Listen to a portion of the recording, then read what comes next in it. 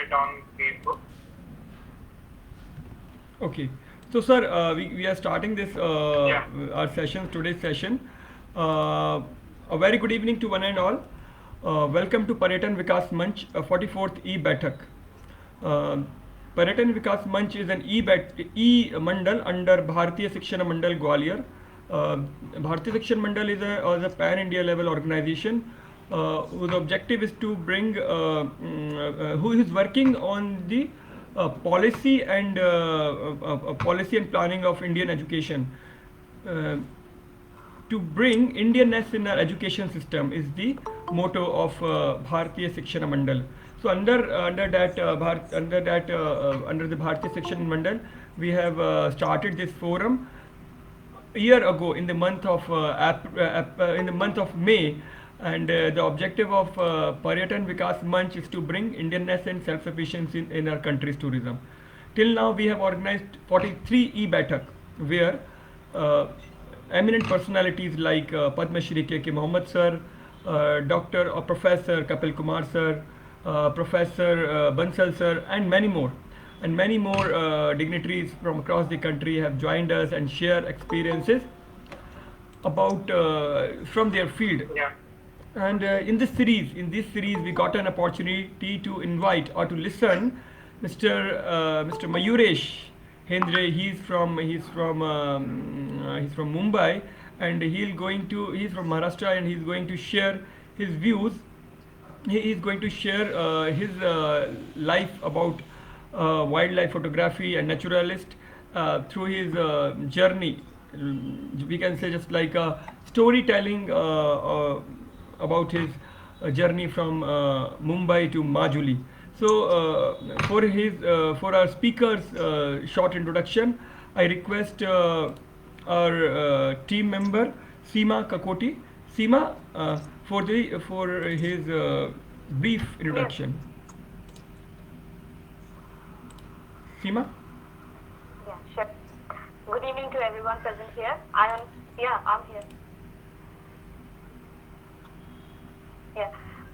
Good evening to everyone present here. I, on behalf of Paryetan Vikas Manch, to welcome our today's guest, Mr. Mayuresh Hendre ji.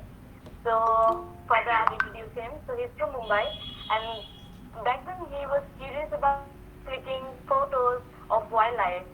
So, this interest made him a wildlife photographer.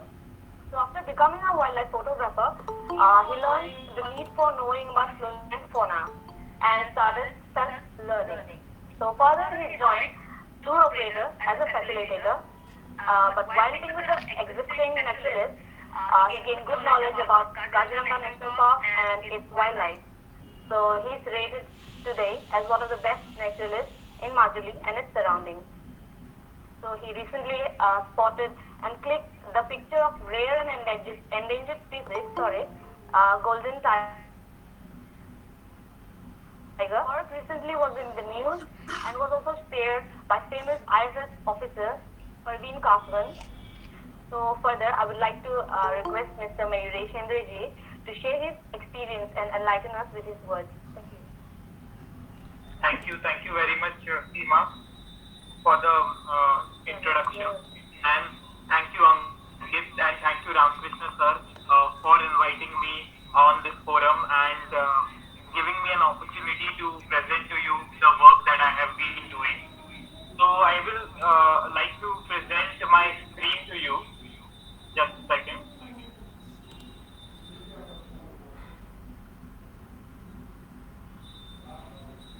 So can you guys see the screen?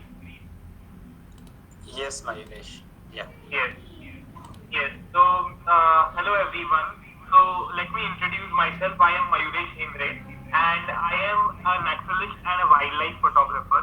I have been born and brought up in Mumbai, which is urban, like a very heavily populated city. But still, there is nature around Mumbai, and I think some of you may know that there is a national park on the city's outskirts, that is Yes, the sir. Sanjay Gandhi National National Park. Park, Yes, sir. which is on the outskirts, is actually the part of the city itself. So even being from Mumbai, I was introduced to nature at an early age. I used to visit this national park to look at birds, insects,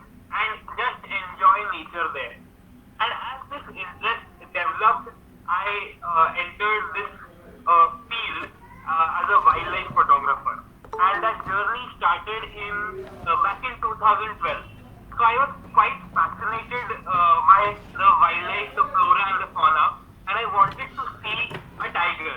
So as like a wildlife lover or a nature lover, the first thing that is like you would like to see is the enigmatic beast, the tiger, as national animal. And for that, I went to Sundarbans National Park, which is in West Bengal. So that was my first journey there in 2012. But back then I did not have any knowledge about wildlife and I was just a beginner. So I did not know if I will really see a tiger there. But after going there, I did not see a tiger there, but I was opened up to a completely new world. Because I never knew that with living in a city like Mumbai, I did not understand the concept of early sunset and a very early sunrise. So we went on to this island with no electricity at all. There was a generator which was running only for an hour so that we can charge our batteries or our phones or whatever. And we had to take small boats to go into the canals, which are Sundarbans is the largest mangroves in the world. So that is the very rich mangrove forest and it houses the Royal Bengal tiger. So we went into these mangroves and by evening 4:30 it was completely dark. But it opened up a complete new world for me because I went to a completely different ecosystem. I saw the mangroves. I could see so many different birds, especially kingfisher. So on the screen you can see a kingfisher. This is a kingfisher, a kind of a bird, and I did not see a tiger, but when I came back to Mumbai, I was completely fascinated by the world of birds and I started exploring around the city. And as my interest developed further, I traveled across India looking for wildlife, birds, animals, everything. And I graduated from St. Xavier's Mumbai. I did my mass media from there and I graduated in 2015 and then I was involved in the media industry. For 2.5 years to 3 years I was working in Mumbai itself, but I was looking for something which will keep me close to nature because nature was my passion. That was the thing that drove me every day. I always wanted to be in the wild. Whenever weekends came, I would go out, look at the wildlife around the city or go somewhere to just see wildlife or click some photos. And when I was looking for this, I stumbled upon this opportunity of working as a naturalist in Assam. So Assam was a completely new world for me. So there is a river cruise called the MV Mahabahu, and that runs in the Brahmaputra river. So this was a completely new world for me because I was going to leave the city life behind and I was going to go in Assam, live on a river for the entire duration. So I was stationed on the cruise for the entire time there. And the main job that I had as a naturalist was to lead people, the tourists who came onto the cruise and show them different parts of Assam wherever our cruise went and also the nature and wildlife around. So I had to study a lot about Assam. So the first, I would say 15 to 20 days, I spent a lot of time studying about Assam because this was a completely new world for me. And then as our journey started, every week we used to travel from Guwahati and go to Jorhat, which is another city in Assam. And from the Brahmaputra, we used to sail across the river to reach Jorhat. That was a 7-day journey. So I saw the entire river and the life alongside the Brahmaputra river when we traveled on the cruise. And Kaziranga National Park was also part of this journey. So that was every week's destination where I used to take my guests and we used to see the wildlife around there. We used to do a jeep safari. We used to see the rhinos and we used to see them there. We also saw other animals like elephants. We saw quite a lot of deer like the swamp deer and we also saw royal mink.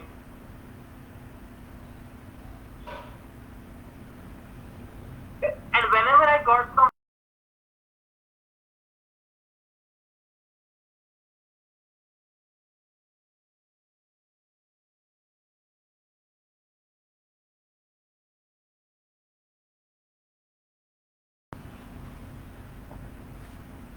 to explore this place as well. And I also learned a lot about the culture of Assam. I met a lot of local people living there. I went to their houses. I learned about their culture. I got to know the customs and traditions of the place. This was a completely new thing for me, and I really enjoyed that. And I also went to Majuli Island, which is considered the cultural hub of Assam. It is the largest riverine island in the world, and that is in the Brahmaputra River. So the Brahmaputra River is such a vast river. I will be showing you some of the photos as we go ahead. And I got the opportunity to explore this river and the life on the banks of this river. So I will be sharing that as we go ahead. So if you have any questions, if you need anything, you can stop me anytime. You can ask me these questions. I want to keep this conversational. If you have anything, you can ask me. Yes. So while I was in Assam, I was in the Kaziranga National Park. We used to do this boat safari, where we had an opportunity to explore the national park from the river side. So Kaziranga is actually based on the banks of the Brahmaputra River. And Brahmaputra River is a river which is coming from the Himalayas. It flows into Arunachal Pradesh after Tibet, then comes into Assam. Major part of it is in the region of Assam, and then it goes down into the Bangladesh and then into the Bay of Bengal. So Kaziranga is set on the banks of the Brahmaputra, and we got to explore this park from the river side. And Kaziranga is a place where we have the highest density of tigers, and still it is very, very difficult to see a tiger there. And the reason for that is the grass that grows there. The grass is known as elephant grass, because this grass grows taller than the elephant. And if the wildlife goes inside this grass, it is very difficult to see anything there. So seeing a tiger is a matter of luck. It is very, very difficult. In 2 years I was there, I have managed to see, the first year I did not even see a tiger. And it was the second year that my luck favored, and I got to see a tiger which is completely different from what you see elsewhere in India. So what you see on the screen is a Royal Bengal tiger, but it is a pale morph of Royal Bengal tiger. It does not have the black stripes. It does not, you can see the stripes are quite light, and it's kind of a albino kind of a tiger which does not have a black stripe, and that is known as a tabby tiger or a golden tiger. And seeing that tiger in the wild is very, very rare. It is seen in zoos where, a lot of zoos in the world, in America especially, they have this, they want to create attractions for the people to come, so they interbreed animals. So a Siberian tiger might breed with the Indian Royal Bengal tiger, and something like a white tiger or a golden tiger like this is born. Because it's in a unique color, people are more attracted to see it. But seeing that kind of a tiger in the wild is very difficult. The reason behind the occurrence like this tiger is actually not good. It is because of inbreeding that this tiger has been born. So this tiger is supposedly seen after almost 100 years that it has been recorded. It is the only wild golden tiger or a tabby tiger that has been seen in the wild, and that has been seen in Kaziranga National Park. So what happened was something like it is actually a genetic disorder that the tiger is facing. Maybe its parents were related. Maybe they were a brother or a sister, or a father and a daughter, or a son and a mother. And because of lack of tiger corridors, so usually tigers will move out of their territory. They will go and establish a new territory, and then they will breed there. But if they are not able to move because of a lot of human pressures like industrialization or lack of corridors between different national parks, then what happens is that they might resort to inbreeding. That is, they breed between each other when they are related to each other, which is like a first relative, like a brother or a sister. And if they breed, then something like this can be born. It is a very rare occurrence in the wild. Very few, I think, it is. This is one of the only cases that has been documented where the tigers have been bred and a golden tiger has been born. So when I posted this photograph on social media, even I did not know what was this. And as this got a lot of traction, everyone shared it, everyone liked it, commented on it. It went to a lot of tiger experts as well.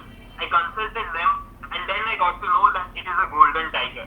So it was quite a rare find, but the reason behind that is not a good reason. It is actually sad that this inbreeding, and because of which this tiger has been born.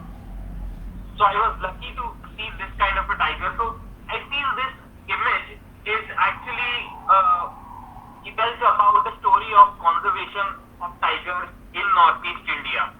So if you all know, we have more than almost 3,000 tigers now in India, and they are spread across central India, South India, North and Northeast India.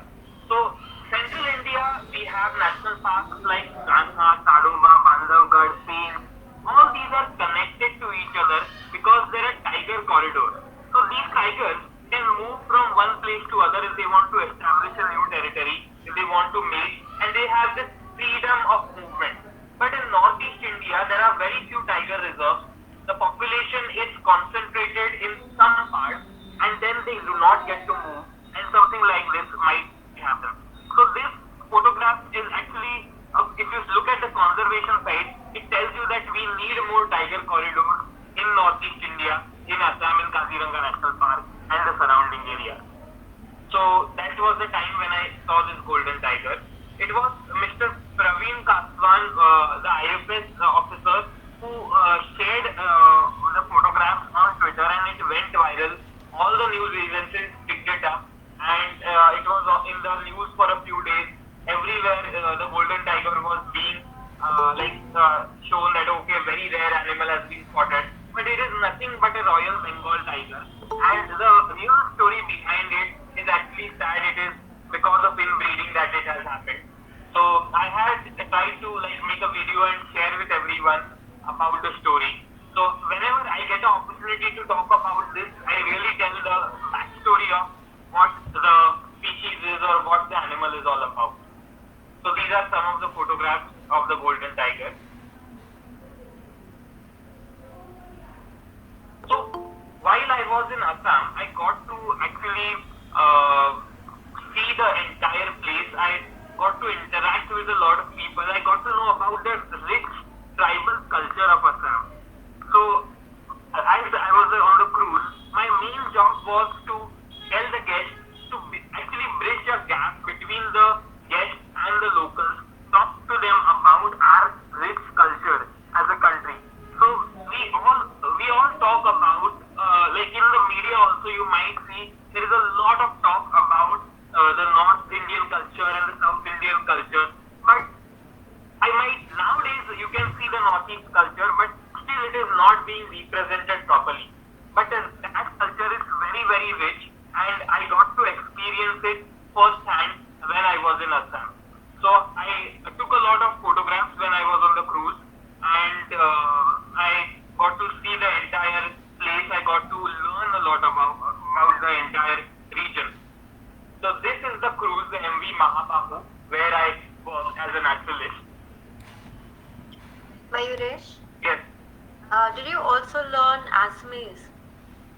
I tried to. I could understand what they were saying, but I could not speak. But I tried to understand. I tried to learn. But usually I spoke in Hindi, but I tried to understand Assamese.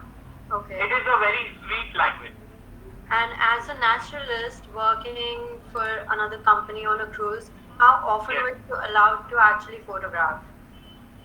So my job was actually as a naturalist, be a guide, talk about the entire region, give them a talk, a presentation, lead all the people wherever we went, and also take photographs. So it was part of my job to take photographs. So that's why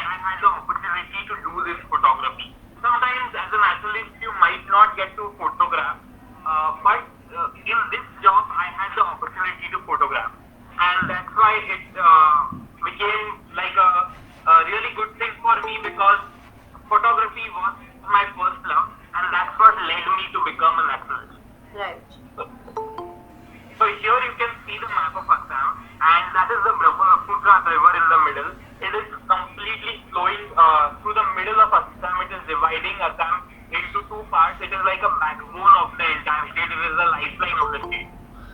And the river is one of the widest rivers in the world.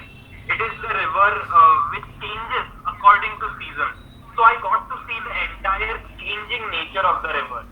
So when it is like after monsoon, it is completely full. Monsoon, it is raging.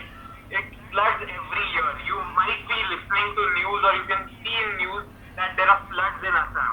And that occurrence happens every year in Assam.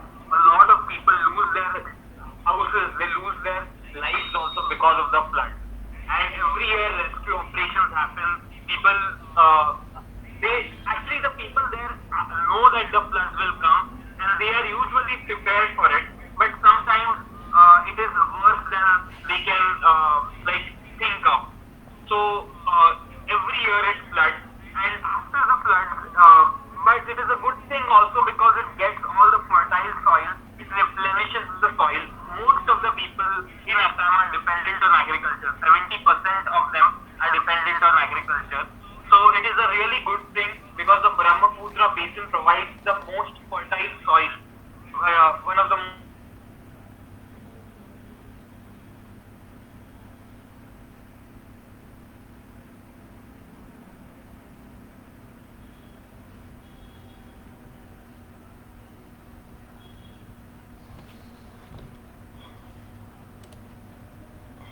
Hello. Ankit, we lost Mayuresh. Okay, I think he will back some network issue from his side. Yeah. Let's wait. Yes, sir.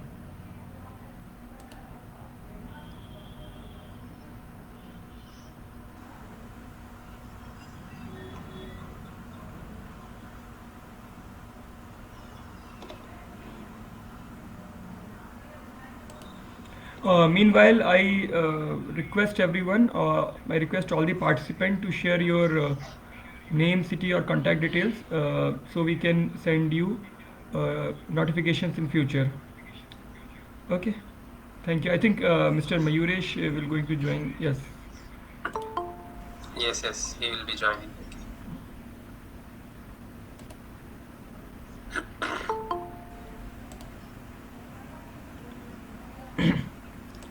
Sir, we have one more naturalist with us, Mr. Devendra Tiwari. He has joined us today and he has also explored Assam on bicycle, sir.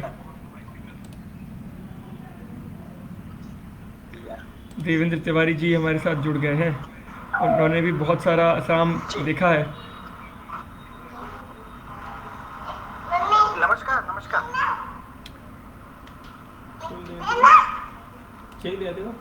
Check जमा हो गए Smith वाले. हाँ, दो Smith वाले जमा हो गए. सुमित वाले भी सब करवाई थी.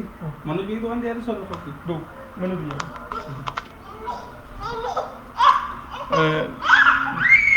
Please wait for 2 minutes. He will be joining. मेरे उनसे बात हुआ है. He is joining within a minute. Yeah.